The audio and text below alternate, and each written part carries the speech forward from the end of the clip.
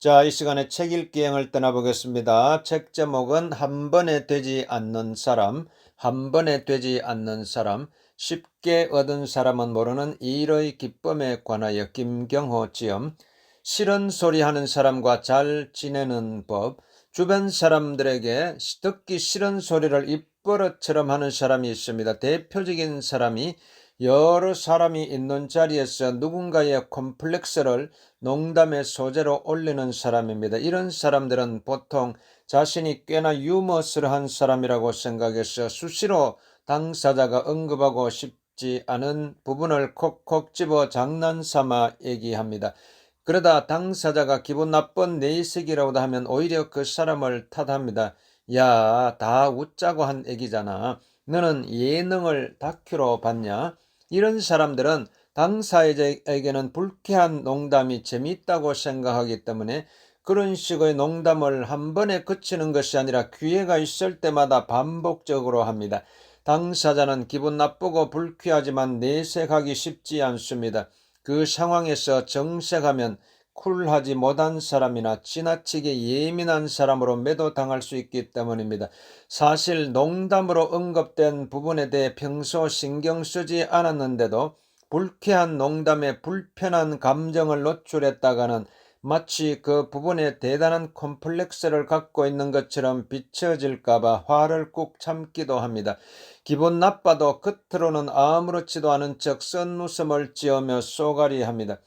조언 혹은 관심을 가장해 기분 나쁜 소리를 쏟아내는 사람도 있습니다. 이런 경우 상대방을 위해 하는 말이라는 그럴듯한 명분을 달고 있어 표현도 더 적나라합니다. 살을 빼라는 둥, 살을 찌라는 둥, 외모부터 시작해서 왜 연애는 안 하냐, 결혼은 빨리 하는 게 좋다는 식의 인생 조언까지 그 종류도 다양합니다. 이런 말을 할 때마다 얼굴은 한껏 걱정스럽다는 표정을 짓습니다. 하지만 내용을 잘 들어보면 상대방에 대한 걱정을 가장한 본인 자랑인 경우가 많습니다. 상대방은 별로 중요하게 생각하지도 않는 걸 지적하면서 자신은 그걸 이뤘음을 확인하며 카타르시스를 느끼기도 합니다.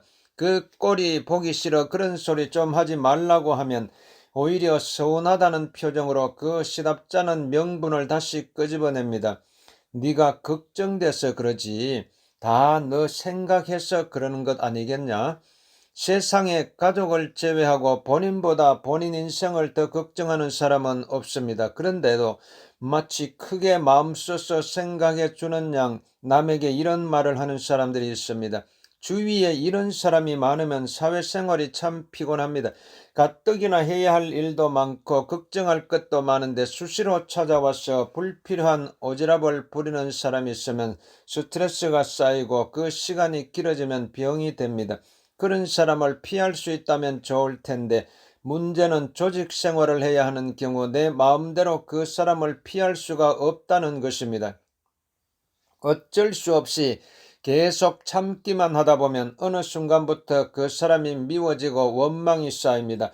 그러면 대응 방법을 찾게 되는데 가장 안 좋은 방법이 그 사람과 똑같이 맞받아치는 것입니다. 너도 한번 똑같이 당해봐라. 너도 기분 좀 나빠봐라 하는 마음으로 상대방에게 기분 나쁠 만한 농담으로 일격을 가하거나 상대방의 약점을 찾아 조언인 척 지적하는 식입니다. 그렇게 해서 상대의 기분 상한 표정을 보면 통쾌한 기분이 들면서 10년 묵은 체중이 싹 내려가는 걸 느낍니다. 하지만 그 대가는 큽니다. 생각 없이 던진 농담이나 조언이 아닌 진심이 담긴 의도적인 공격을 갑작스럽게 당한 상대는 깊은 상처를 받습니다. 오랜 시간 피해자였던 내가 그 한 번의 공격으로 가해자가 되어버립니다. 그렇게 나와 상대의 관계는 파탄이 납니다. 문제는 같은 조직에 있는 한 그 사람 얼굴을 계속 봐야 한다는 사실입니다. 같은 공간에서 그와 마주칠 때마다 서로 불편한 감정을 느껴야 하니 그때부터 새로운 스트레스가 시작됩니다. 마음 좀 편해지자고 한 일이 마음을 더 불편하게 만들어버리고 마는 것입니다. 그래서 가급적 이런 방법은 쓰지 않는 게 좋습니다. 가장 좋은 방법은 상대에게 자신의 잘못을 인식하게 해주는 것입니다. 회사에서 나를 볼 때마다 기분 나쁜 농담을 하는 선배가 있었습니다. 여러 사람이 있는 앞에서 같은 농담을 반복할 때마다 불쾌한 기분이 들었지만 내가 후배이다 보니 싫은 티를 낼 수 없었습니다. 그는 그 농담에 재미를 붙인 듯 시간이 갈수록 강도가 점점 세졌고 내용도 다양해졌습니다. 심지어 나를 잘 모르는 외부인과 전화 통화를 할 때도 나를 언급하며 같은 농담을 했습니다. 어느 날 그 선배가 또다시 그런 장난을 치기에 진지하게 말했습니다. 선배, 그 얘기 들으면 기분이 나쁩니다. 그 얘기는 안 해주셨으면 좋겠습니다. 소심한 성격의 내가 선배에게 이런 말을 하는 게 쉽지는 않았습니다. 몇 번을 얘기하려고 했지만 입에서 꺼내지 못하고 주저했습니다. 그럼에도 내가 용기를 낸 건 그 선배는 내가 가깝게 지내고 싶은 좋은 사람이었기 때문입니다. 차라리 나쁜 사람이라면 그냥 기분 나쁜 채로 그 사람에 대해 마음의 문을 닫아버리고 살면 그만이겠지만 그 선배는 내가 닮고 싶은 배울 점이 많은 좋은 선배였습니다. 그 선배가 계속해서 같은 농담을 반복한다면 나는 그와 멀어질 것이 뻔했고 그렇게 되지 않기 위해서는 그 선배가 그런 농담을 하지 않도록 말을 해야만 했습니다.